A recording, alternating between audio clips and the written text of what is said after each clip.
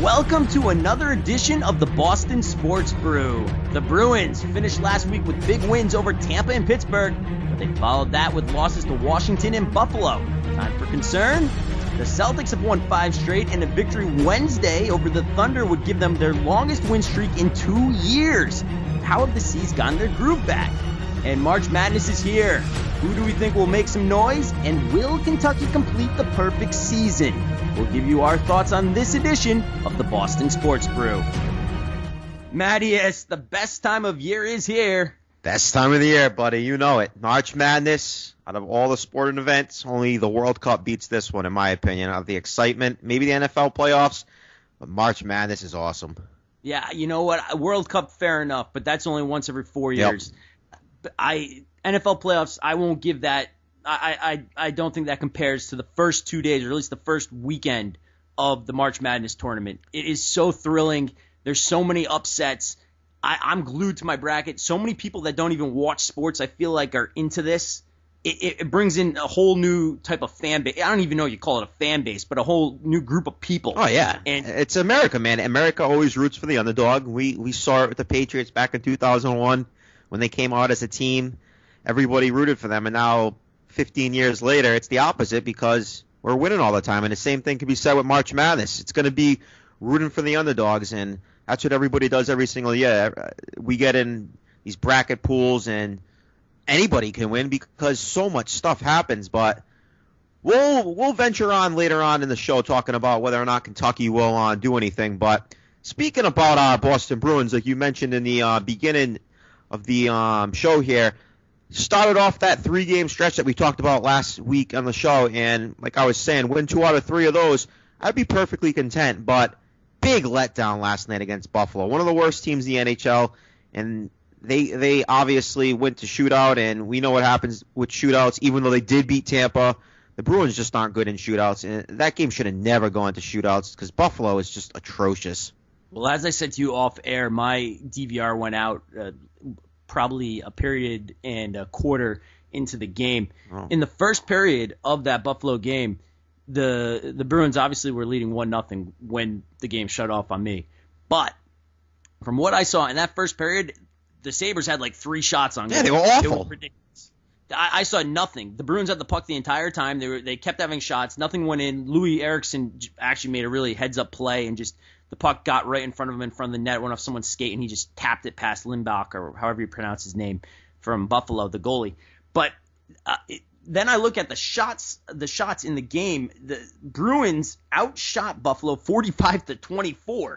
So obviously it wasn't for a lack of effort by the Bruins. It just appears they couldn't get the puck in the net. They couldn't get the puck in the hole. No, I mean, it was crazy. It's probably better that your DVR went out because the game after that point was pretty frustrating. The second period came along. Buffalo hit the post once. Could have easily been 1-1. Buffalo was god-awful in the first period, and I kept watching the game. And sometimes you watch those games where you're supposed to win, and you get that eerie feeling that we're only up by 1, and it feels like we're up by 5. But then later in the game, we're up by 1, and with them hitting the post and us not playing as well as we were playing earlier in the game, that eerie feeling set in, and it wasn't like we felt up by 5 at that point with the 1-goal lead. It really felt like a 1-goal lead, and then Buffalo scores, and from there we couldn't put the puck in net. I mean, Carl Soderberg has been struggling forever. It was like 23 games without a goal. Yeah, it's unbelievable how many games he's gone without scoring a goal. I feel like the only guys that are scoring goals for us at a consistent pace now are Marchand. Eriksson's actually finding the back of the net, Pasternak. But besides that, not a lot of scoring going around. It seems to come in bunches here and there, but the last 2 games, getting shut out there against Washington, Holtby, who seems to have our number, and then only scoring 1 with 45 shots on net. It was just a very, very discouraging game. I personally think it was the worst loss of the year, coming at the worst time of the year. Now that the Bruins have to go on the road at Ottawa, a team that's 4 points behind them with an extra game in hand. Then they got to go to Florida, another team that's behind them, and then they end in Tampa. So the Bruins really needed to get that win last night, in my opinion. Going on the road, 3 straight against teams that are chasing them, and then one team that we do have their number, but Tampa Bay is Tampa Bay. They're still a pretty good team.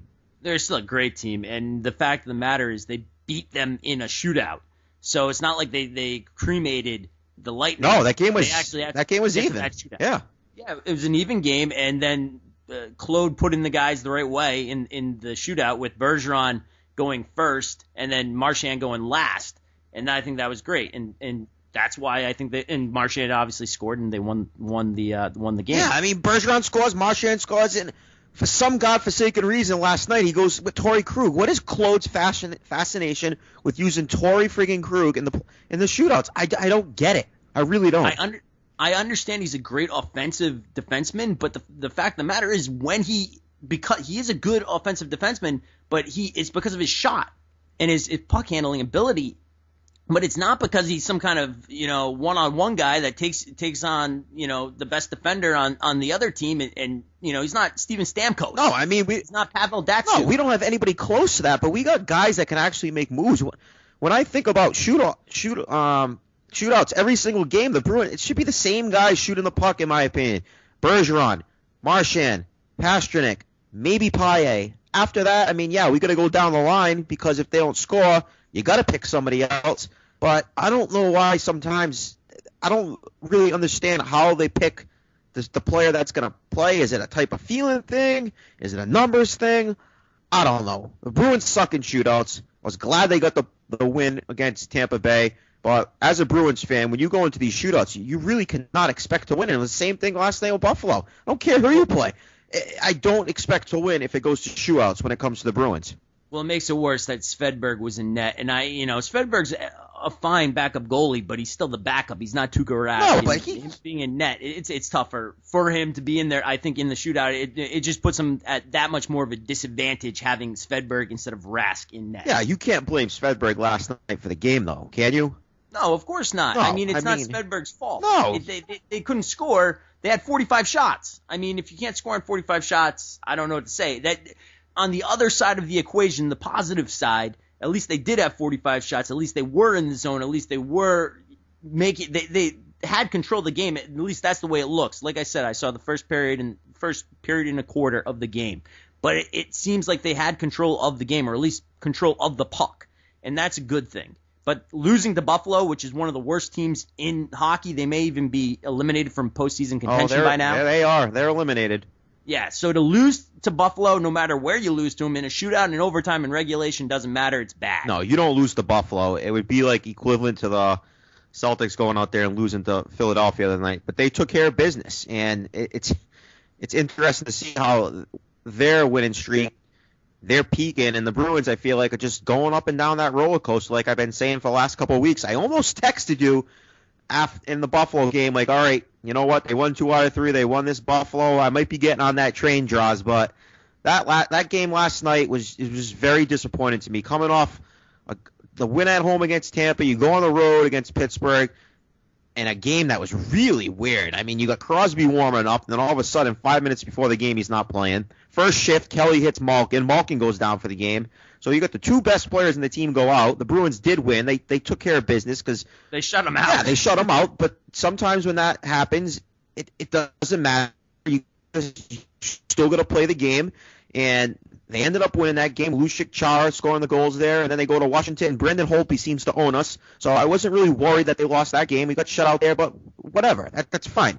You're not going to win. And they were desperate. They had lost 3 or 4, so yeah. They came to that game. And the Bruins, if they would have won, would have taken over the 7th playoff seed all to themselves. So that was a big game for both squads, and Washington, I think, would be, like I said, a little more desperate, considering the Bruins had won 5 in a row, I believe, at that point. And that game was a blowout, in my opinion. It was 2-0, but Tuukka Rask got pounded that game.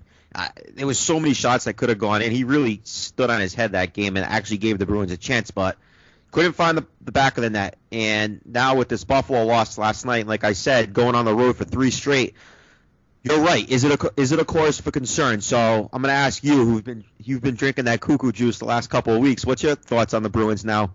I think they're fine. I still think they're fine. I think pucks will go in the net, even though they didn't the other night.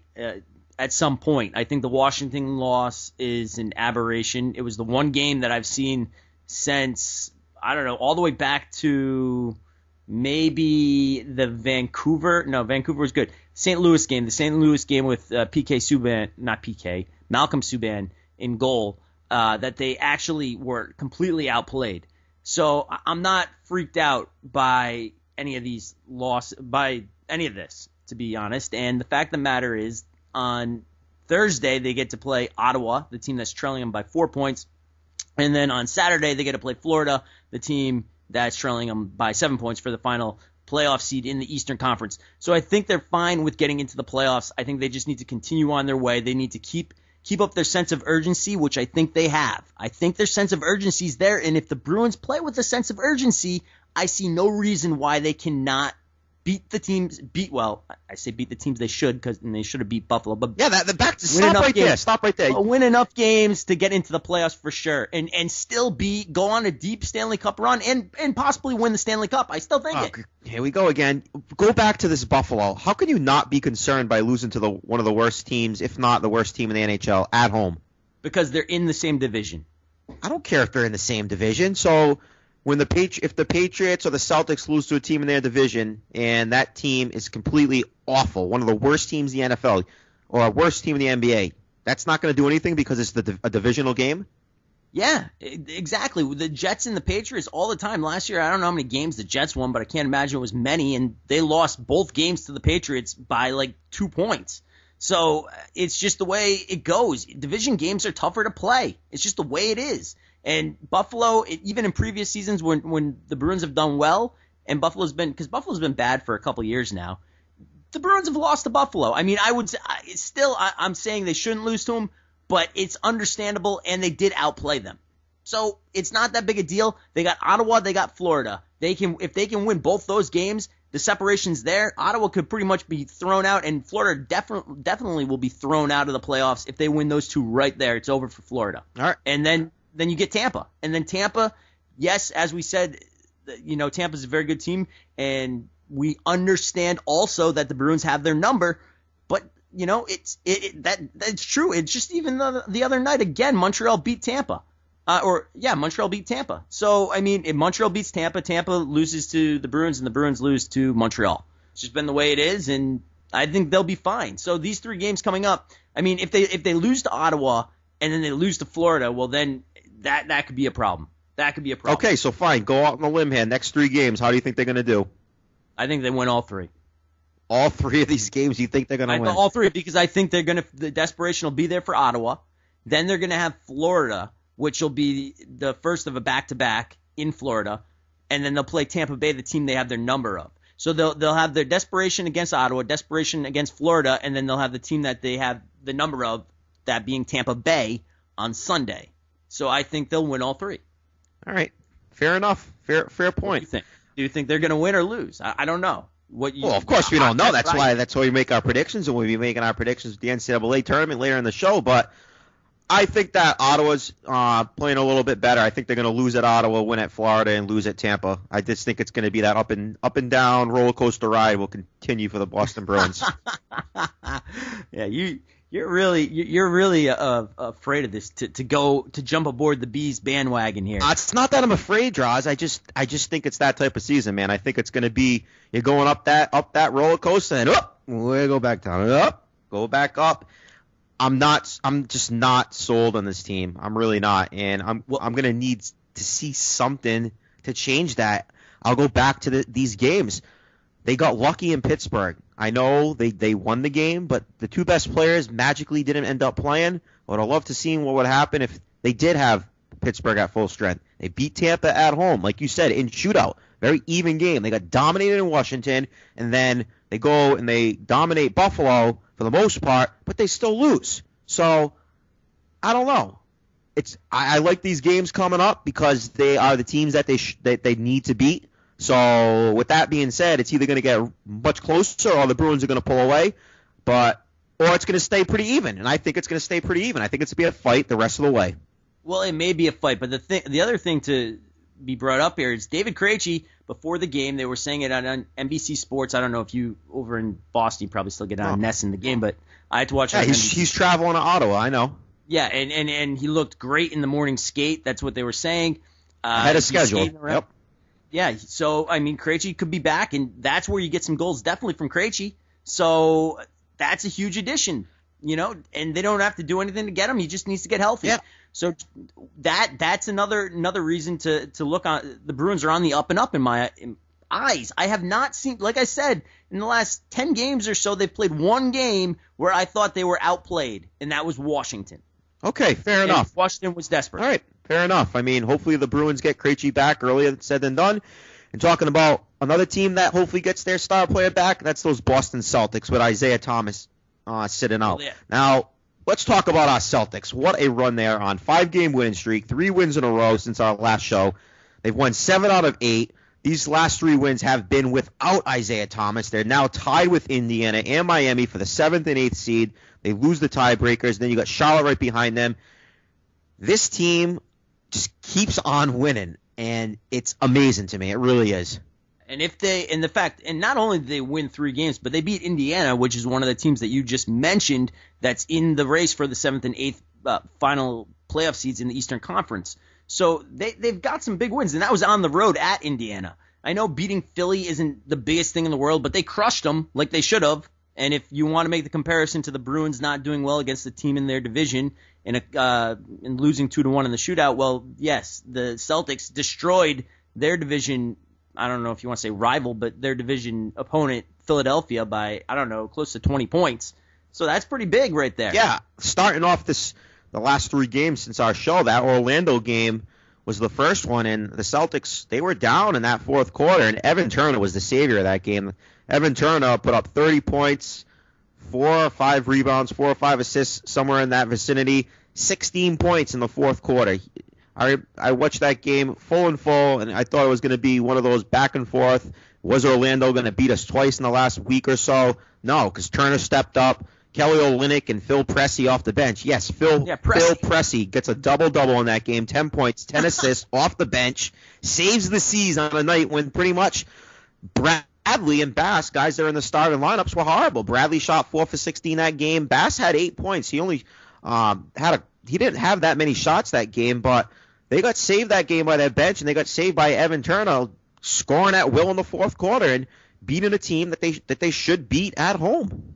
Yeah, they won the games they needed to win, and that's huge. And once again, with Isaiah Thomas out, everyone's stepping up. Tyler Zeller has been a whole new man. I mean, 26 points. I don't know if that was his career high, but the other night against Philly. And, yeah, everybody, as you said, I mean, Jay Crowder's been great since he's gotten here. Pressey stepping up the other night. Evan Turner, yeah, having that for him, I believe 30 points is a career night for him. Is that not a career high? I think it's at least a season high. I think, yeah, season high. I think it's close to his career high. But Evan Turner really saved in that game. If you looked at the box score without watching the game, you would just see that without him, the Celtics wouldn't have had a chance. And then they go on the road at Indiana, a game where I didn't think they would win. And this team is just clicking. For once, Brad Stevens has a roster full of players where he can actually solidify roles. Like, these guys know what they're going to be doing on a night in and night end basis. They don't have to deal with some other guy coming in. And in the Indiana game showed that. You had great contributions coming all over the place. And I guess I got to call out Tyler Zeller more often because he's been phenomenal. I'm going to give him his credit where it's credit due. Tyler Zeller is probably going to be a backup center in this league, but for right now, he's performing great. He was great in that Indiana game. Brandon Bass was phenomenal. Bradley, then you had Crowder and Pressey in double digits off the bench in that game. It was a great game to watch, and for the most part, they didn't have to come down. They did only win up by 4, and they hit a couple free throws at the end, but I was pretty comfortable watching that game that the Celtics were going to win that game, and that's scary with this group. Believe it or not, I was comfortable with them winning that game. Yeah, I think it's amazing to think that you could be comfortable with the Celtics. Like we said, the team full of sixth men actually winning a game. In your mind, you think they're going to win. That is not something that you felt with the Celtics since the days of Pierce, Garnett, and Allen. And that's amazing. And I'll agree with you. Yeah, you feel like the Celtics can win these games. I mean, they've gotten that far. Now, Wednesday night, they get the Oklahoma City Thunder, but that's a beat-up team with Serge Ibaka going down with his knee and Durant not playing and Westbrook having to be Superman every night. They haven't been that great, and they're kind of fighting for they are fighting for the 8th seed over in the Western Conference. So that'll be an interesting game over in Oklahoma City. And if the Celtics can pull off that win, I mean, who knows? I will say this. I just kind of want to go back to Miami. Yeah, sure. One of the teams they're fighting with for the final spot. They played Cleveland again the other night in Miami, and Wade went off. Yeah. But in my mind, all I could think was, oh, LeBron wants Wade in the Heat to get into the playoffs and wants them to win, and that's why Wade's going off. I don't know. That was the first thought in my mind when that game, before the game even happened. That's all I could think to myself. Like, I don't know if any team would ever do anything like that, but I know how they're buddies, and I don't know. Wade, 32 points. I love Dwayne Wade. My family went to Marquette, and so did Wade, so I love Dwayne Wade as much as Celtics fans may not like Wade. But, I mean, come on. 32 points, that was a great night for him, and that helped put them in position to be at, or at least tied with the Celtics, and the tiebreaker, like you said, goes to the Heat over the Celtics, which I haven't broke it all down because I know the Celtics beat the Heat the other night. But yeah, don't ever think like anything like that type of stuff that you just mentioned might not happen, because it could happen. You never know with this stuff, especially when it comes to the NBA, which is like the most crooked league. We have officials like Donahue fixing games years ago. You never know with this stuff. The NBA, they probably want LeBron, Cleveland, who is sitting in the second seed right now, to face Miami, who possibly could be the seventh. You know, it's the NBA. Anything can happen in the NBA, period. Exactly. The Miami versus Cleveland in the first round would be fantastic. What would you want more? Exactly. I mean, you got James goes away, but he gets to go back up against Miami, back and forth. Wade was once, the superstar down in Miami, and he led them to a championship. I know Shaq was there, but then LeBron came in, and Wade kind of passed the torch to LeBron. Now LeBron's gone. Yeah, but tell me, Droz, out of all the sports, which one seems the most one that there's fixes going in all the time?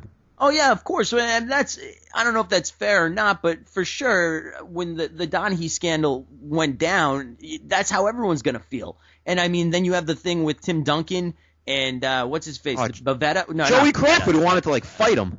Yeah, exactly. Nuts? And he kicked him out, and it was nuts. And you see this stuff with the refs, so you automatically feel like there's definitely something going on where the referees don't like certain players and want certain things to go certain ways. So, and remember, all I can remember, this is the funniest thing I'll bring up about refs in the NBA. When the Celtics played the Lakers in the finals the first time in the 2000s, when they won. 2008. Every game, I remember sitting there and looking at the referees and reading the referee report before the game to see if they got fair calls from these officials, whoever was officiating that night's game. My point exactly. What other sport do they do that? Now, I will be fair. All of a sudden, the new thing is the NFL and officials. That's new thing that I noticed this year. All over the place. You could, the Pats are gonna have this official, this ref. It's I didn't feel like it's not as crazy as it was with the NBA, and you're exactly right. I remember that. This ref is like this at home. This ref is like this on the road. And the NBA, out of all sports, maybe it's because there's so many calls, maybe because it's easier than other sports to fix a game. It's just crazy. It really is. I mean, back to the Celtics, though. The Celtics just need to do what they've been doing, and that's to play solid basketball, keep their confidence level up. They're a very confident team right now, and continue to play with the intensity, and that's all I'm going to ask for this team. The Philly game, they went in there, couple great games again from Bradley and Zeller, 7 players, including my boy Gigi Datomi, in double figures. Philly is atrocious. That team is god-awful. I don't know what the heck their plan is down there, in my opinion. Nolan's Noel. Big men that are hurt. Yeah, what are they going to do this year? Are they going to pass up on Jahlil Okafor and take somebody else? Or are they going to take Okafor and have 4 centers? Do they not realize that you need to have a guy that can bring up the ball? They have no game plan in Philly whatsoever. So with that being said, Celtics took care of business, pounded that team. And like you said, now it's time to go on the road and see what's going on. OKC is a team that's beat up. You did mention Russell Westbrook is catching up to James Harden, in my opinion, for the most valuable player award this year. If you look at Russell Westbrook's statistics, especially with all the triple-doubles he's putting up, it's just unbelievable. He is playing like Superman. I don't like San Antonio's matchup, especially after George Popovich called them out after losing to the New York Knicks last night. That's not good. I'm not really. Which is bad for us. Yeah, actually, exactly. Because they're playing San Antonio on Friday. Exactly. So not San good. Antonio. No, not after a loss like that to the Knicks. They're going to want to kill the Celtics. And no Isaiah Thomas still. He's got that fluid around his spine that when he took that hard fall in the Miami game, it didn't look good. I'm glad he didn't break anything. I'm happy that the Celtics are winning without him, but now they need him. Like, they beat Orlando, not a good team. In reality, Indiana's not a good team. They're like us. They're below 500, but they're a playoff team. And then you got Philly, who's atrocious. So we could get by without Thomas. But now, yeah, we need Thomas. So I'm more inclined, like you, to believe that the OKC matchup is a little bit better than us. But in all reality, I don't see the Celtics winning neither of these games. And I feel like they're going to come back home against Detroit and put up a good showing against Detroit. But these are really tough matchups, especially without no Isaiah Thomas. It is tough. But the thing that San Antonio, to me, that seems hopeless almost. Yes, and Popovich went nuts last night. When's the last time he's gone nuts? Like, we didn't respect that team. You lose to the freaking New York Knicks. They're about as bad as Philadelphia. And we're not talking about the Celtics here. We're talking about the San Antonio Spurs. They're in the Western Conference. That conference, if you put San Antonio in the East, they're probably the best, if not the second behind Atlanta. So that's just a recipe for disaster coming up this week with them. Well, not only that, but they're the 7th seed in the West right now. So I don't know how close they are to Oklahoma City to fall to the 8th. But I just see they're a better team than that, and they will play that much better, especially coming off a loss to the Knicks. I think they'll play that much better for maybe the entire rest of the season. That Knicks loss being that embarrassing for Popovich and all the Spurs. And the Spurs players, you had the Spurs players, like, they're big guys in there for that game, and they still lost. So whatever, I'm afraid of the Spurs on Friday. But Wednesday against Oklahoma City, I think they have a chance just because Boston is just like 10 deep. They're 10 deep. And Oklahoma City, they're deep too. I know that Waiters is stepped up a little since everybody's been out, but they're still missing Ibaka, who's one of their best players, and Durant. Two of their 3 best players are gone. Yeah, right now Oklahoma City is tied with New Orleans, and they're actually out of the playoffs right now. If the playoffs started today, they'd be out. And San Antonio, like I said, if they put them in the East, they'd be pretty close to right behind Cleveland. So that just shows you that, yeah, they're a good basketball team. And Oklahoma City does have injuries, but they're going to need this game just as much as the Celtics need this game. I don't care who's injured. And they have Superman right now, Russell Westbrook, going nuts over there. And like you said, Waiters and Enes Kanter, I think, is over there now. With Steven Adams, the New Zealand guy. So they have guys that can play. A couple off the bench at Augustine, and a kid out of Michigan, Mitch McGarry, who I saw on SportsCenter a bunch of times now. So he's actually healthy. So if you look at their roster, they're young. They got a lot of young players, but they do have that X factor in Russell Westbrook. If you can somehow contain him, I think we're going to have a good chance. But it's going to be really tough, Droz. I hate to sound so negative on this, but I think it's just more of a realistic thing. They're desperate, but the thing is, the one thing I will say, the Celtics have Avery Bradley, and he's a great defender. He is. And I think he could handle himself with Russell Westbrook, or at least slow him down. And if they do that, then it comes down to all of the rest of Oklahoma City's players versus, all of the Celtics players, other 9 players, and reality, I actually think the Celtics, they just know how to play together. How many times do you look at a stat sheet of the Celtics and just see 7 scores in double figures or 6 scores in double figures? Yes, you're right. That's a key. That's a key to winning games like this. If a team has a superstar like Russell Westbrook who puts up, 50%, 40% of the team's points, offensive points, and he's limited, well then, okay, it comes down to everybody else. And when they don't have Ibaka and Durant in the lineup, are Steven Adams and Kanter and all those guys, Waiters, are they better than Crowder and Zeller and Turner? No, you're right. This isn't a couple years ago Oklahoma City with Durant out, with Ibaka. Kendrick Perkins not there anymore. I mean, you're right. With Kanter, Adams, it's even to that point. The X factor is Russell Westbrook. Is he going to have one of those triple-double types of games? We'll lose. Or is he going to have a Russell Westbrook type of game where he doesn't shoot well and he turns the ball over a lot, which he can have. So, yeah, if I had to pick a game where the Celtics could possibly win, yeah, it's going to be Oklahoma City because we're on a roll right now. We're confident as high. But that San Antonio game, no way, man. So, yeah. If we split, oh, man, praise the Lord. That'd be great. No, I'm completely with you there. I mean, I would say that the advantage in both games goes to the home teams, which would be Oklahoma City and San Antonio. The San Antonio game, I just don't see. Like I said, I don't see the Celtics winning that. Oklahoma City, I think they have a chance. I think they have a chance Wednesday to beat Oklahoma City. I'm not going to say that they should beat them, and nor do I think they will beat them, but I think they could beat them. And, yes, that would be the game. Yeah, even Brad Stevens said before this trip, he goes, Stevens quoted as saying, we're going on a tough trip. That's all I'm really thinking about right now. Even he knows that, yeah, the Celtics are not doing too bad with this winning streak, but he knows. I mean, these hot teams in the Eastern Conference that he's playing, he's going in the Western Conference, which, in my opinion, for the first time in many, many years, I don't normally watch the NBA, but the Western Conference playoffs this year are going to be really exciting to watch. Well, yeah, you got teams all over the place out there. I mean, Golden State, Klay Thompson's out for a week or whatever, but they say that's more a precautionary thing with his ankle. But Golden State's been ridiculously good. Stephen Curry's becoming almost an MVP type player. Yeah, definitely. And Draymond Green, and they got Lee. That team is a lot better than they thought they would. I knew Curry would be good. I thought Klay Thompson would be a good NBA player. I didn't think Draymond Green would be this good.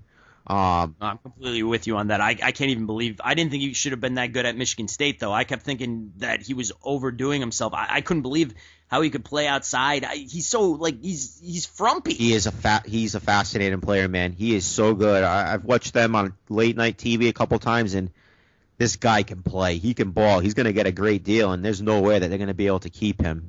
No way whatsoever. But it's going to be a great playoffs. It's a possibility that Golden State, believe it or not, in the first round of the playoffs with Durant coming back, and if OKC gets in, a first-round matchup of OKC and Golden State, I wouldn't be surprised if OKC somehow upsets them. I really wouldn't.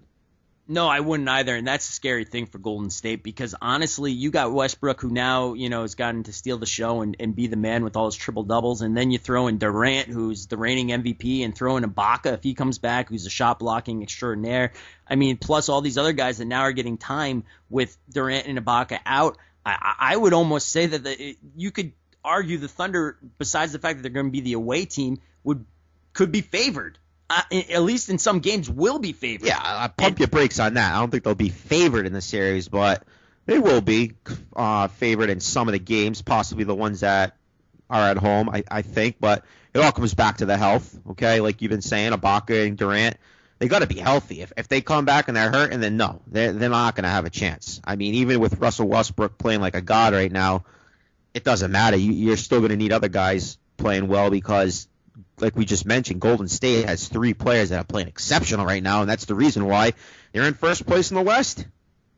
And a lot of times, you notice in the March Madness tournament, you just need one player to play well, a la Shabazz Napier last year, going off and UConn going on a storied NCAA title run and helping UConn win its, third or fourth national championship in the last 15 seasons? Something crazy like that. I hate UConn. They won 3, but whatever. Keep going. UConn sucks.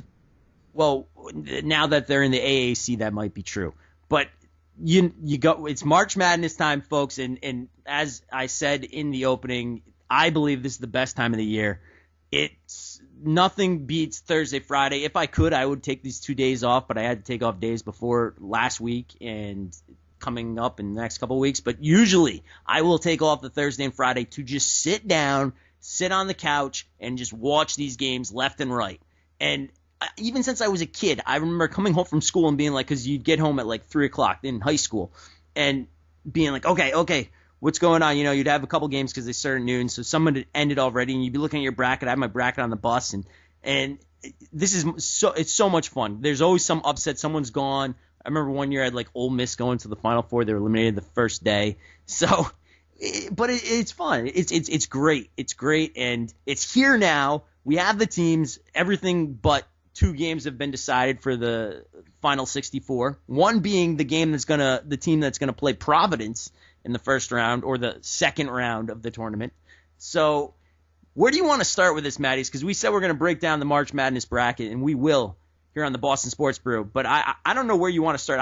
I'm open to starting with any region or any team, wherever you want to go. Yeah, let's go region by region. But we will start off with my PC Friars. With that being said, here on the Boston Sports Brew, we're not really key into talking about the college atmosphere. Most sporting teams, college-wise, in Boston suck right now anyway, even though they do have Harvard and Northeastern in there. But the PC Friars here, Northeast team, my favorite team, back-to-back representation here in the NCAA, led by a pro prospect in the name of Chris Dunn, that if you've been following college basketball, you're going to hear this name. He's leaning 50-50 coming back, staying in there. But PC's headed back. Their team, pretty much two-headed monster with Dunn and LaDante Henton, who's a senior out of Michigan, was actually, believe it or not, supposed to go and play at Dayton.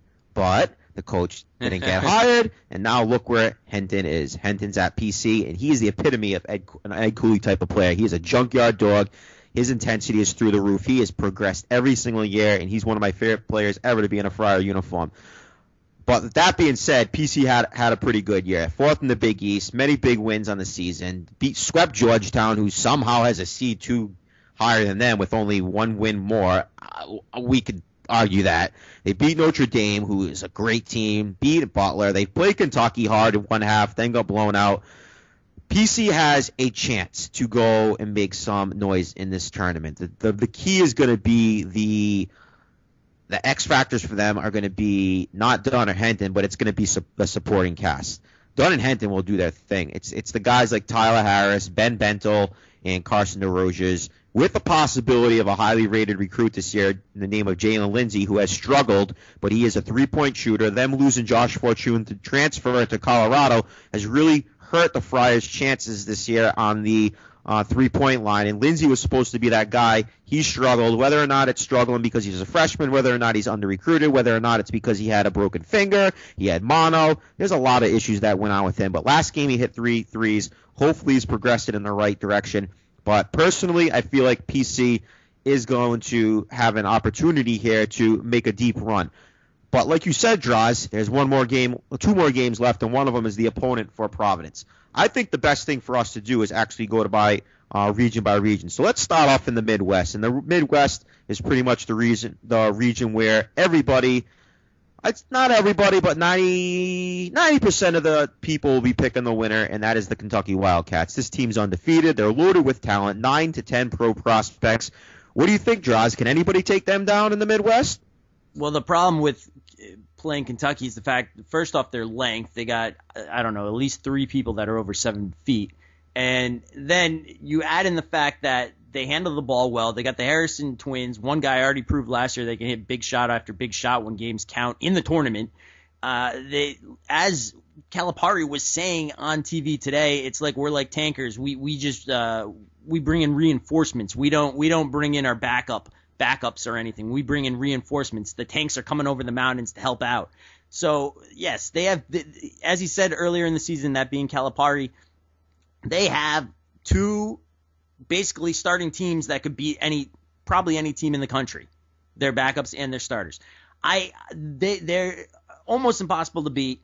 When you look at the top half of that bracket, the chances, the teams that would have to beat them, one being Hampton in the first game, obviously I can't imagine anyone thinks that. I can't imagine you think that. That would mean Cincinnati, Purdue, West Virginia, Buffalo, Maryland, or Valparaiso. No. I don't see how any of those teams can beat them because none of them are big enough, first off. And the team that I actually have going against Kentucky, because I have Cincinnati beating Purdue, but Cincinnati can't score enough to beat Kentucky, I don't think. And then if Kentucky wins that, I have West Virginia because of their fast-paced turnover offense, their full-court press. Which is crazy for them because that's not how Huggy usually plays, but he put that out this year, and that was great coaching by Bob Huggins, who I think is one of the most underrated coaches in college basketball.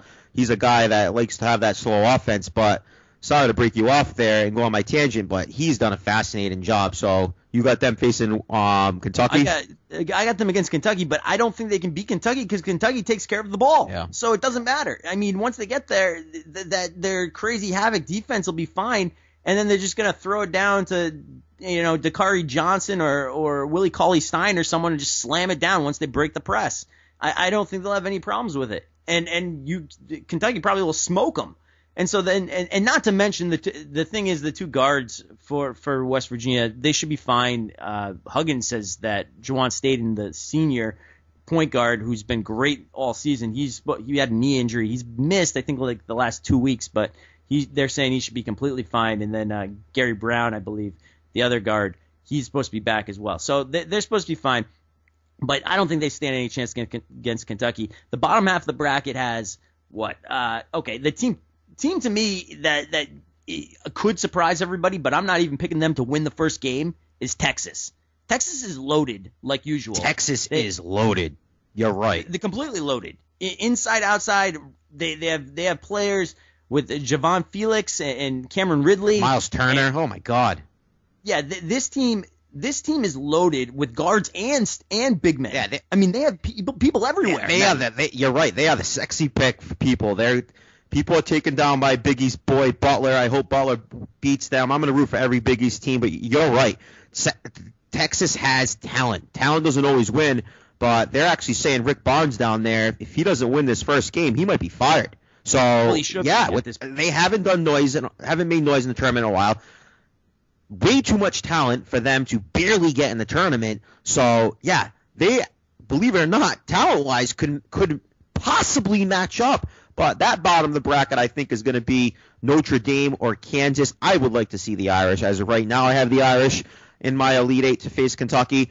But I am really, really excited for the possibility of Wichita State playing Kansas. And you want to know why? Wichita State has wanted to play Kansas for years. And these stupid big conference teams say, no.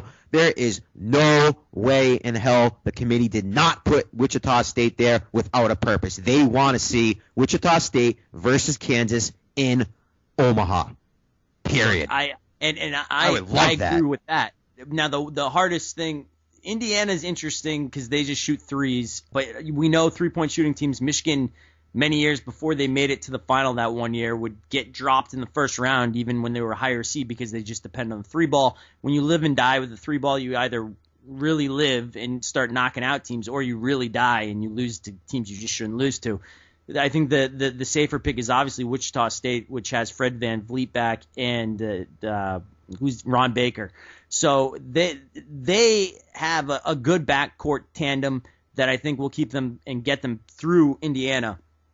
Kansas, I don't even like Kansas in the first game, to be honest, against New Mexico State and their big front line, especially because Kansas has Perry Ellis is not 100% right now, and they just knocked Alexander off the team for the rest of the season. He is officially suspended for the season.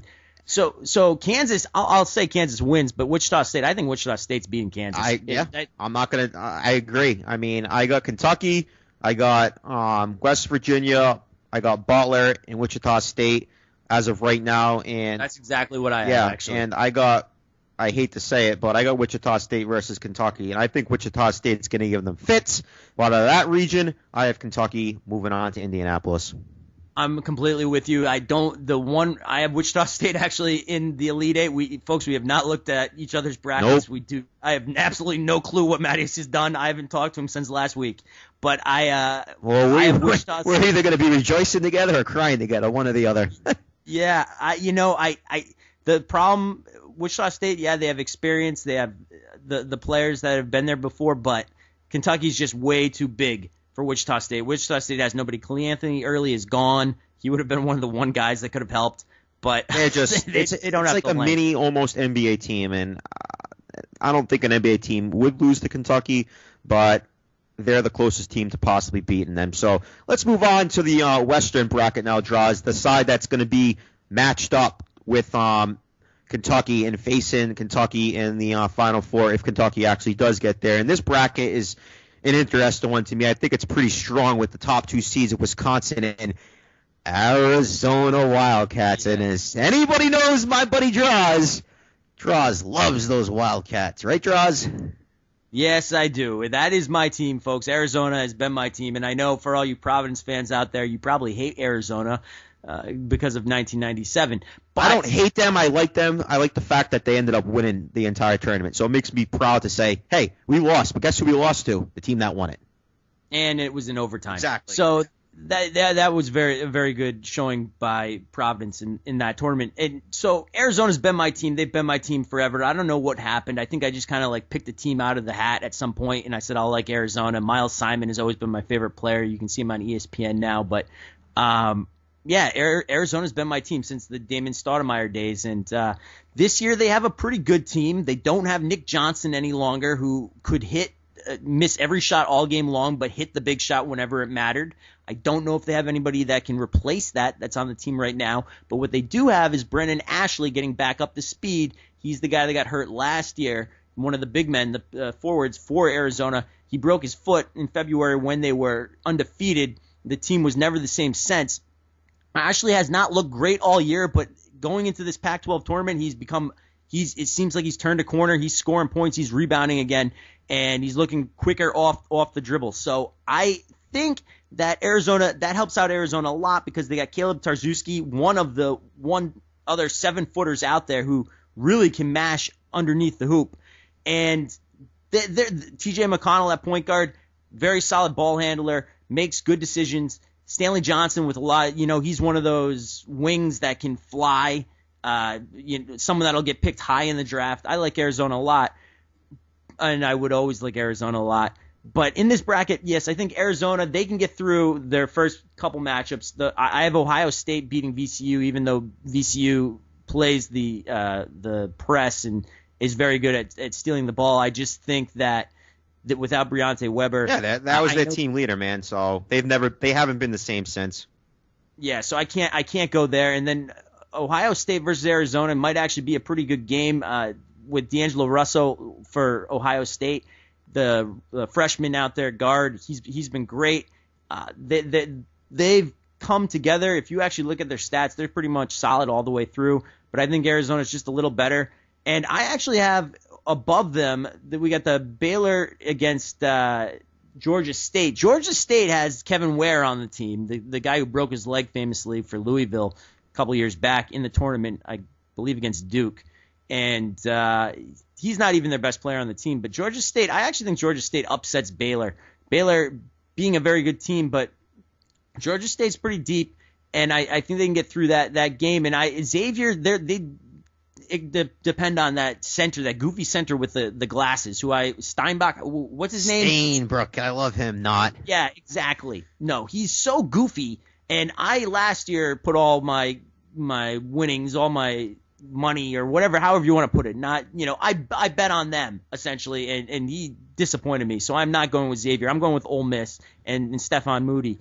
So you got all that. I think Ole Miss gets to Arizona. I think Arizona, Ole Miss, Arizona wins. That's half. The other half of the bracket, I think Arkansas is a team to reckon with. That's another team. They got Mike Anderson. Mike Anderson, when he was at Missouri, if we all forget, they play the 40 minutes of havoc as well, defense. Yep.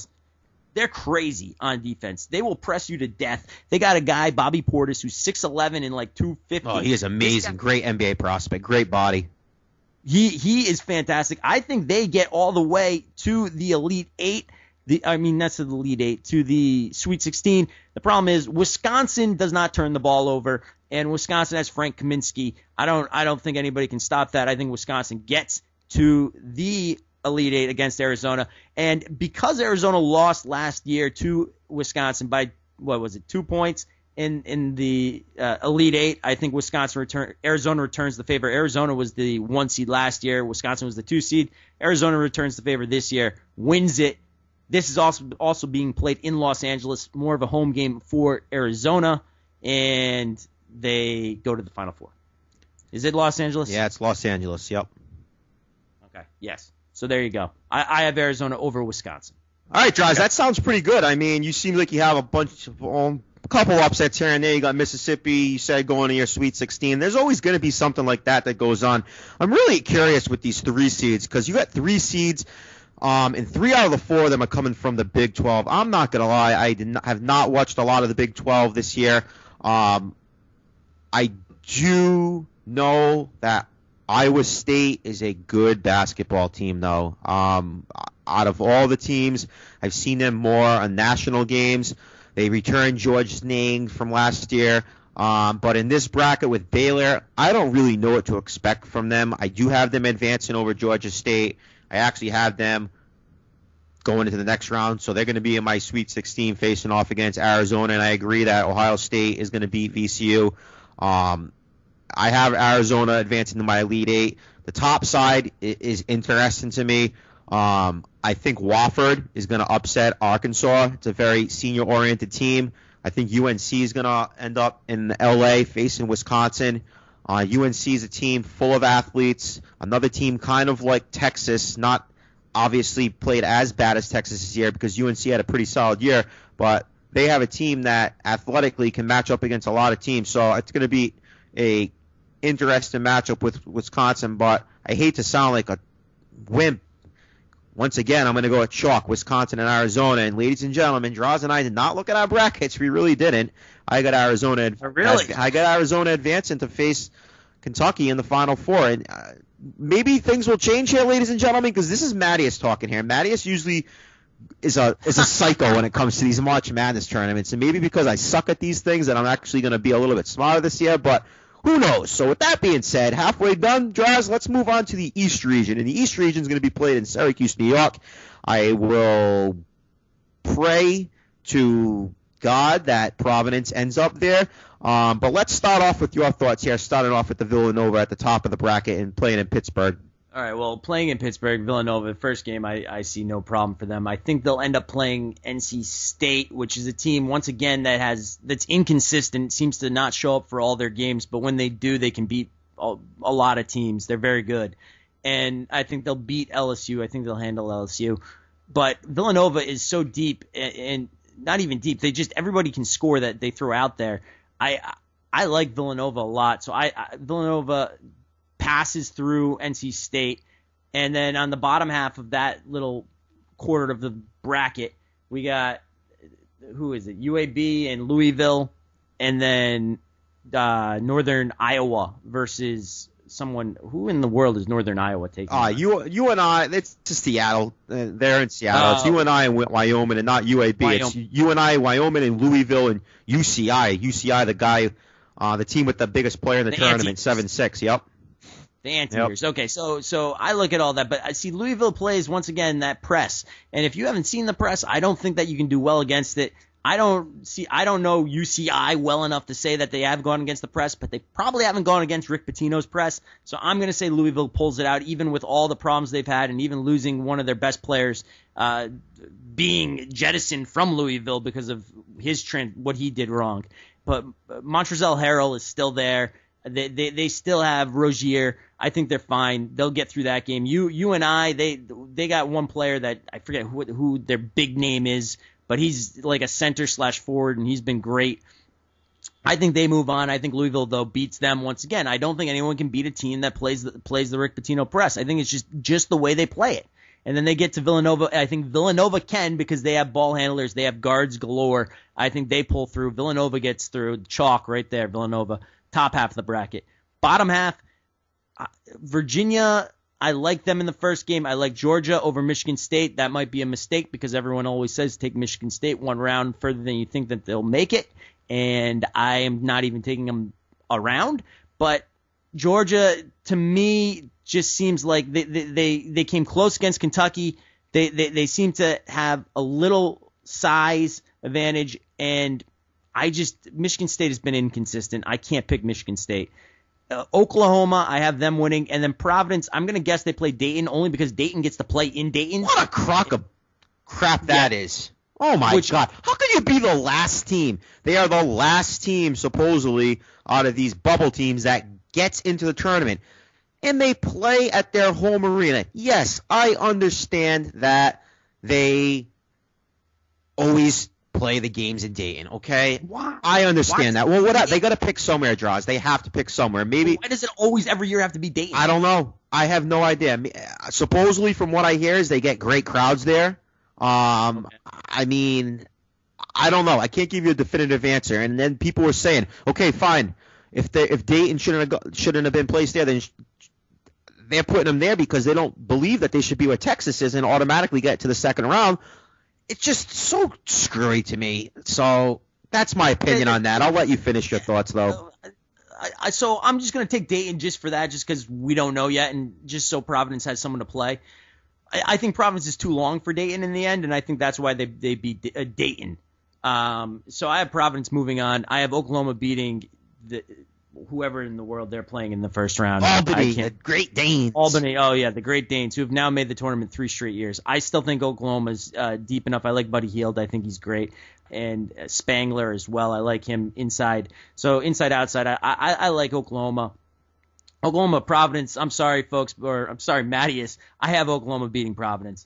I think Oklahoma is more consistent, deeper, and I just, once again, I know Chris Dunn's really is a great player. I like Buddy Hield, though, more, and I think they move on. That then sets up, for me, Virginia versus Oklahoma. I would like to go against Virginia, but really they've played fine without Justin Anderson for a while now, and Anderson's back, and he's played horrible since he's been back. Glad you said that. He has. He's played horrible, but the fact of the matter is he still is a defensive player. I think he'll get his defense up even if his offense doesn't come together, and Virginia doesn't need much offensively to win games, so I see them chalk all the way. I think they beat Oklahoma. You got a Villanova, UVA, Elite Eight, and I have Villanova taking out Virginia because at that point, I think Villanova, they can be patient if they have to with the ball. They got great guard play. I think they'll be able to score enough points to get past this crazy Virginia defense and make it to the Final Four with Jay Wright. All right. Well, solid pick. I mean, it is chalk. It is what it is. Villanova, who this week in the AP ended up finishing at the number 2 ranked team in the nation in both AP and coaches poll. So they are technically the second best team in the tournament. I've seen them in action this year in Providence. I've seen a lot of games that Villanova plays in. The one thing that scares me about Villanova is they're a shooting basketball team. And like Droz mentioned earlier in the show, shooting can take you really far. Sometimes shooting can take you not too far at all if you're not hitting those shots. They got Ryan Arcidiacono, who for some godforsaken reason was the co-player of the year, somehow on the side of Chris Dunn. I don't really understand how he got the co-player of the year. That's another story in itself, but I have them moving on to face NC State, which, like you said, they're a very inconsistent team, but they are dangerous. I'm going to tell you something right now. NC State is a scary team. Look at you and I, and I think Louisville is so overrated this year. I really do. I think Rick Pitino is a great college coach. I do think that, but I got you and I moving on to face Villanova in the Syracuse area. Then that bottom bracket is, I'll start with Michigan State. Michigan State played phenomenal. I think they actually got screwed in the Big Ten title game. Anybody with instant replay saw that the guy on Wisconsin stepped out of bounds.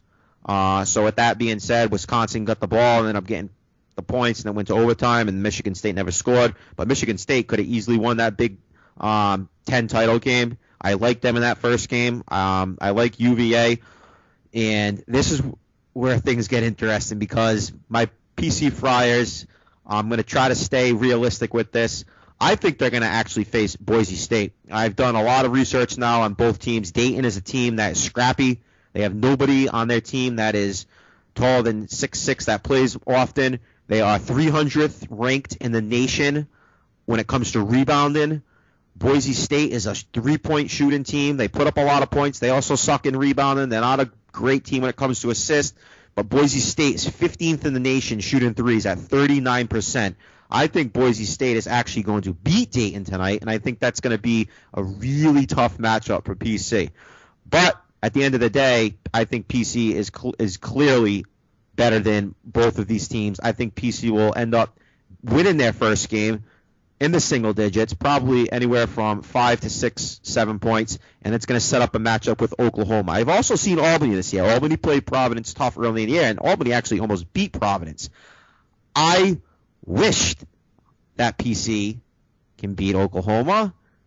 I hope it happens, but I am not picking it. I hate to do it. I am going to pick Oklahoma, and I'm going to have Oklahoma facing UVA.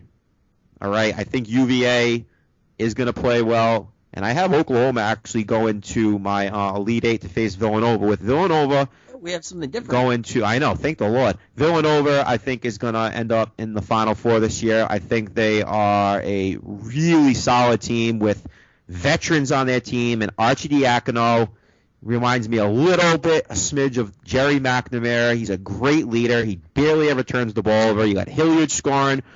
They got Booth. They got Hart, Ochoa, Pinkston. This team has been to tournaments and have been playing as a team for a while now, and I think that their path to the Elite Eight is, I wouldn't say easy, but I feel like they have some very favorable matchups, and I think Villanova is going to be in the Final Four in Indianapolis after beating Oklahoma. So with that being said, unbelievable. Droz and Mattious have 3 for 3 so far. Let's move our direction now. Wait, so yeah, we are 3 I for know, 3. this is unbelievable. Let's go to the Houston, Texas South region, and that is where we have our Duke Blue Devils as the number 1 seed, and I'll hand it off to you, Droz. What are your thoughts? Yeah, the Duke. Okay, so Duke, once again, very, very good offensively. I mean, they can shoot the lights out of the ball. And then they got Jahlil Okafor inside, who is just, he's a man among boys when he plays, at least offensively, not defensively necessarily. But that can be said about a lot of guys that are freshmen. So Duke, to me, they're very, very solid. And like I said, offensively, I don't know how you can stop them. Not many teams can keep up with them, for that matter. They will get through their first matchup. Their second matchup that I see, I picked San Diego State. San Diego State is not a team that can score. They have no one, I think, that averages over 12 points a game, not even 12. I think high 11s. But San Diego State almost beat Arizona this year. They lost by 2. And they're one of those teams, and Arizona's offense isn't necessarily, or isn't as explosive as Duke's. But San Diego State does play a very clamped down defense. People don't score on them. They're tough. They're long, but Duke is still too much. They're too much. They just have too much talent. I don't think San Diego State can do it. I don't think San Diego State can score, for that matter. So that will end them at that point. And then the bottom half of that little quarter bracket, I actually have – this is where I have my upsets. Georgetown versus Eastern Washington. That is being played in Portland. I think Eastern Washington upsets Georgetown. I don't think Georgetown's anything near what everyone thinks they are. They're big inside. Josh Smith's huge. Devontae Smith-Rivera, he's great at point guard. But I think Eastern Washington has enough three-point firepower to be able to knock those guys out. And I think they'll pick up the pace of the game, which Georgetown does not want to do, and they'll beat them. And then I have Utah versus the Stephen F. Austin, who had their upset last year, that being Stephen F. Austin. Utah has been a solid team out of the Pac-12. They've played Arizona quite a few times. Arizona has beaten them every time. Of course, you have to put that in there. Yes, but Utah, I don't think Utah's going to win this game. I think Stephen F. Austin wins it. I once again, another team from a smaller conference, second year in a row. I think they can win it again. That there always seems to be a 12-13 matchup where you have a 4 and a 5 seed go down in the same bracket. I say it's them. And then I think Eastern Washington, just for the sake of home court advantage right there, knocks off Stephen F. Austin to go play Duke in the Elite or in the Sweet 16. Duke, obviously, I do not think will lose to Eastern Washington. Duke will beat them handily. Then go to the bottom half of the bracket, SMU, UCLA. UCLA gets put in. Everybody freaks out. They don't think UCLA should be in the tournament. Maybe the last team. Well, they wouldn't be the last team in, actually. But they got the inconsistent play. Tony Parker does not show up to play every night. Huge guy underneath center. They've been waiting for him for 3 years now. I don't think they're going to find him this night. SMU wins with Larry Brown as the head coach. I think that'll just push them through. I don't think SMU's that good, by the way. I just think they're just going to be better. And then you got Iowa State versus UAB. UAB, it's a nice story. They lose their football program. Their basketball program makes it to the tournament. But Iowa State is just too good. Monte Morris is just a fantastic point guard. And Niang and Naslong and all those players, I just think they're the better team. ISU, Fred Hoiberg's Cyclones move on. And below that, Iowa, against Davidson. Davidson, to me, they're a good team. Out of the A10, they've played solid. But Iowa, I don't know. They know how to handle a rough, tough game. I think they can slow them down, win that game. Gonzaga, I think, wins their game handily. I think Gonzaga then takes out Iowa. Gonzaga versus Iowa State. I think Gonzaga is just a better team. They'll turn the ball over on Iowa State. They're filled with veterans, seniors, and juniors all over the place. Gary Bell Jr., Kevin Pangos. They got the big center. I can't pronounce his name. And then they got Sabonis, Arvydas Sabonis' kid or whatever, playing off the bench.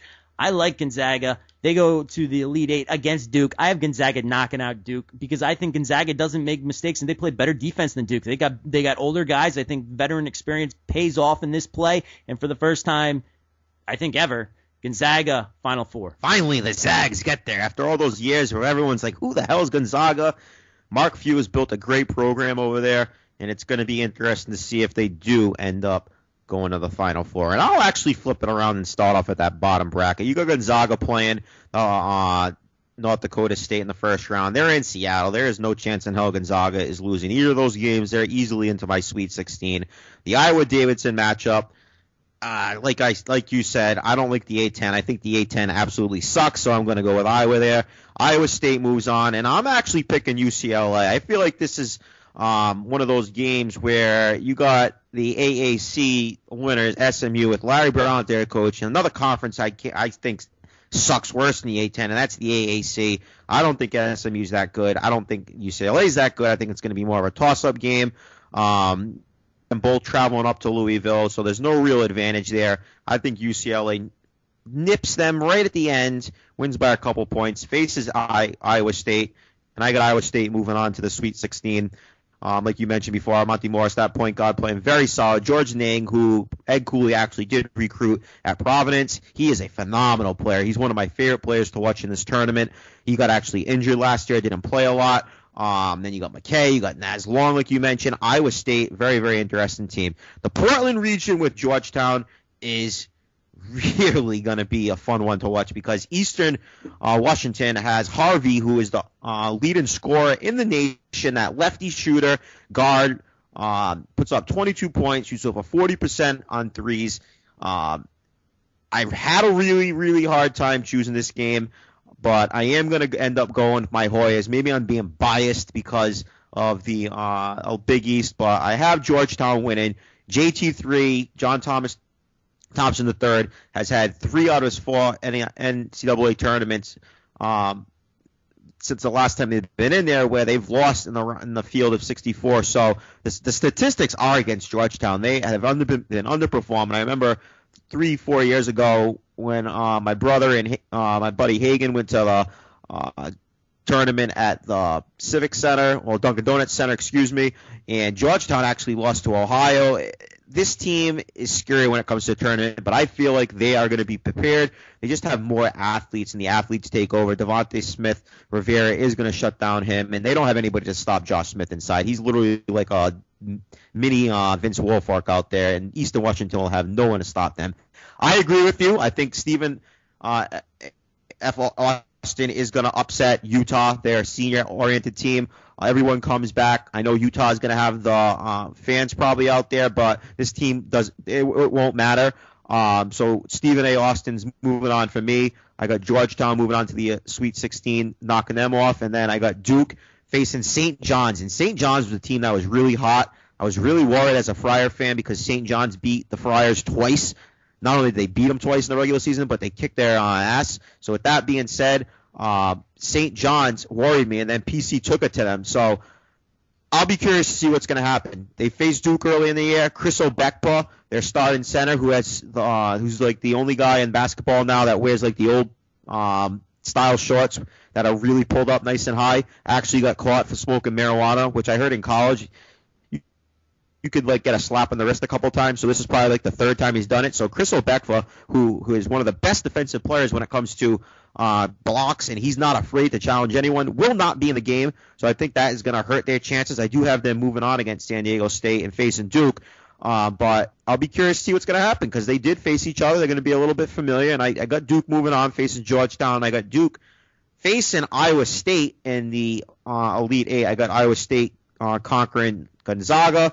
I think Iowa State is one of the best teams in basketball right now. I thought they might even sneak up there and get a 2 seed because they beat Kansas in the tournament, but they didn't. Kansas got it. Iowa State is going to end up beating Duke and going to the Final Four. So finally, Mattious and Droz have some differences. Yes, there we go. Yeah, there should be the clap reel right now. Seriously, so let's make our way to the Final Four, Droz. So Indianapolis, we got Kentucky, Arizona, Villanova. I have Iowa State, and you have Gonzaga. So let's start off on the left side of the bracket in Kentucky and Arizona. What do you think? All right. Well, this is hard for me to pick in one way or another, especially being biased with Arizona. Kentucky is long. They have 10 players. They're 10 players deep. And Arizona is definitely not that deep. Arizona does have size, though, with Caleb Tarczewski and Brandon Ashley sitting up there that can go up against anybody on Kentucky, and they also have experience that is beyond Kentucky. You throw that together, although Kentucky last year, they do have both Harrison twins back, and they do have Dakari Johnson back, who's one of their big men. All together, though, T.J. McConnell at point guard, Stanley Johnson, the freshman, I think he'll make big plays when it counts. Gabe York coming off the bench, he's been fantastic. And you cannot forget Rondae Hollis-Jefferson, who is just a scrapper, a great defensive player. He can take out anybody at one point in time. I like Tarczewski in the middle. I like Arizona in the game. I have Arizona with the win. They go to the final. Woohoo! All right. Droz, is that a homer pick? I don't know. We'll see. All right, so we'll see what you pick. All right. I mean, I hate to sound like such a chalk guy, but I hate John Calipari. I think he's such a weasel. I think that in 5 or 10 years, when everything settles, they might have this like title vacated some way, somehow. That team is absolutely loaded. Okay, there's only one way they're losing this tournament is that if they shoot themselves in the foot. They have the Harrison twins who came back after having that great run from that 8 seed last year, or 9 seed, excuse me, one or the other, to face UConn. They almost won last year, but this team's even loaded. You got Willie Cauley-Stein came back, Carl Towns, Anthony Lee, Trey Lyles. You got the Ulis kid backing up at the point. You got Booker knocking down threes. I like Arizona, but I just don't feel like they have as many weapons. Calipari said, we want to play in the 90s. They're going to push it. Like I said, I told you I saw that game on TV against Providence earlier in the year. That's what PC tried to do. They tried to slow it down. It worked for a half, and then the second half, Kentucky dominated. And Providence actually gave up the least amount of points, tied with a couple other teams, giving up 58 to Kentucky. So maybe Sean Miller should take a look a little bit at that tape to see how Providence played that game, because Providence doesn't have the athletes that Kentucky has, but they hung in there for a half. So I do think that you can beat this Kentucky team, but a lot of it is going to have to be them beating themselves. I have Kentucky beating Arizona. I don't think it's going to be a blowout. There's no chance in hell it's going to be a blowout. Sean Miller will have his team ready. They have some great athletes, like you mentioned. I like Gabe York off the bench. Stanley Johnson is going to be a one and done. He'll be going in the draft. He's a top 10 lottery pick from what I've been hearing. Valid point about Ashley. I loved Arizona last year. I was going to pick them to win it. Then Ashley got hurt, and they went kaputs. And McConnell, solid player too. I just feel like Kentucky with the Harrison twins, they got guys that can make shots. Like you mentioned before, I mean, if Arizona needs a shot at the end of the game, who's going to take it? Yeah, well, Gabe York it's really the man. Elliot Pitts off the bench. He's been a guy to take it. Those are guys off the bench, though. I mean, Stanley Johnson will want to take it. I don't know if he should. Yeah, I know. But it's one of those deals. Gabe York is their best. I say their best clutch guy. But he's not Nick Johnson, not even close. I'm going to tell you right now. Oh no, he's not even close. You're right about that. This is my bracket as of right now. For the most part, I'm like 98% sure, positive that all the picks that I've been saying here on Wednesday is going to be set in stone. But I'll be honest, I really want to take Arizona because I just hate Kentucky. I really do. But I have Kentucky there right now, and most likely it's not going to change. So let's move our way to the other side. The other side is where Droz and Mattious have different opinions. So we're starting off here with I'll give you the helm, and you're going to talk about your matchup of Villanova and Gonzaga. Yeah, Gonzaga is stacked with senior and juniors all over the place. They've come short so many times. They don't turn over the ball. They are they're good at shooting threes. They have big men inside. Like I said, I think they're good everywhere. I forgot to mention even Kyle Wiltshire, the player of the year in the conference, whatever conference they play in. But he's great. Gonzaga, to me, is one of the best teams in the nation. On the other end, you have Villanova, guards galore. Mattias named them all off. Archie Diacono, Hilliard. To me, when you look at it, though, Villanova is a little deeper and does everything a little better and plays in a better conference.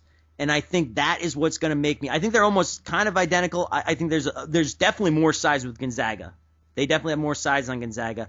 But I think Villanova's guards are just enough better. And I think Villanova's a lot more of an adaptable team, can play whatever style they need to, than Gonzaga. I think Villanova finds a way to beat Gonzaga and go to their first championship game with Jay Wright.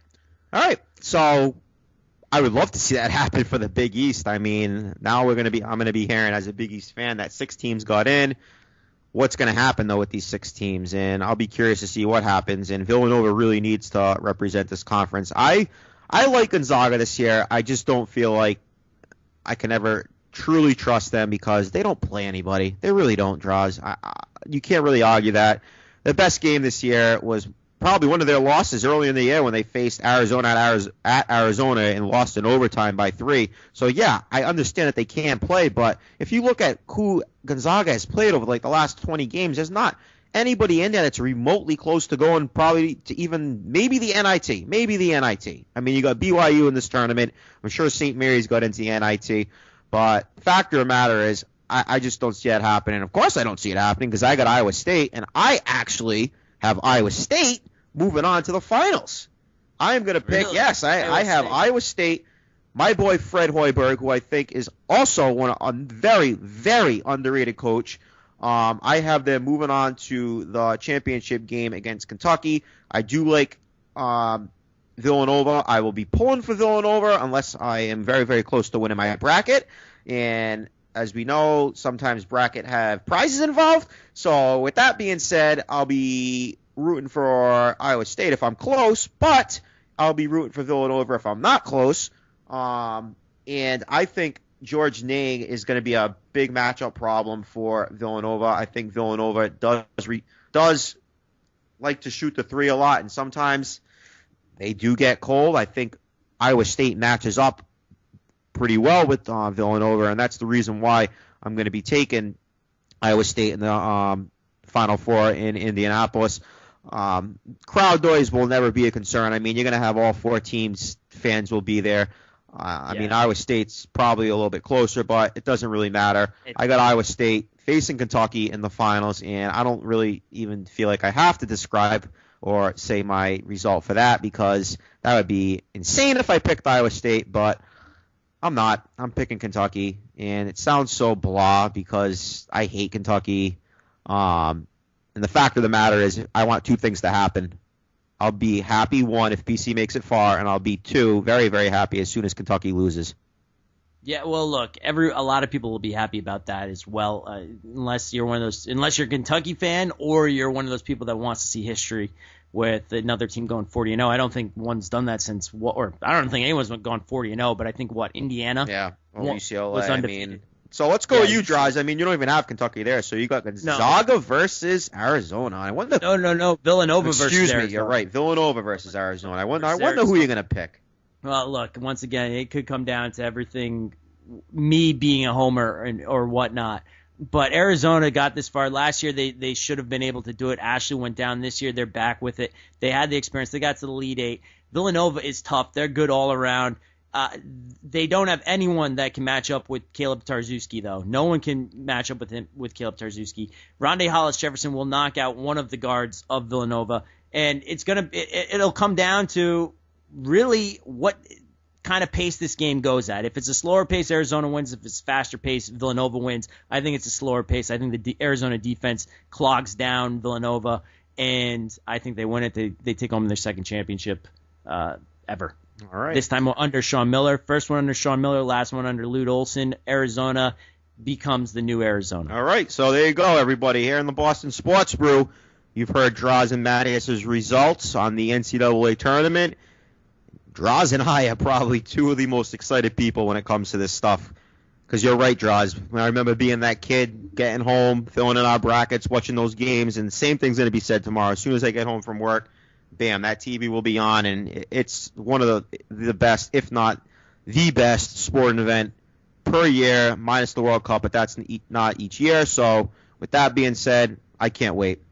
Yeah, Mattias, I completely agree. These couple days, the first couple days of the March Madness tournament, as I said earlier in the show, are the best in sports. I'll be going nuts. I'll be glued to the TV, watching all these games, hoping my bracket's perfect, knowing that it's never going to even be close because I never do well in these things. But hopefully we did well on the Boston Sports Brew today. Thank you once again, everybody, for listening. Check us out on Facebook, as always, on Twitter, at Boston BOS Sports Brew, at BOS Sports Brew. And like our Facebook page. For Mattias, I'm Droz. Thanks for listening to another edition of the Boston Sports Brew.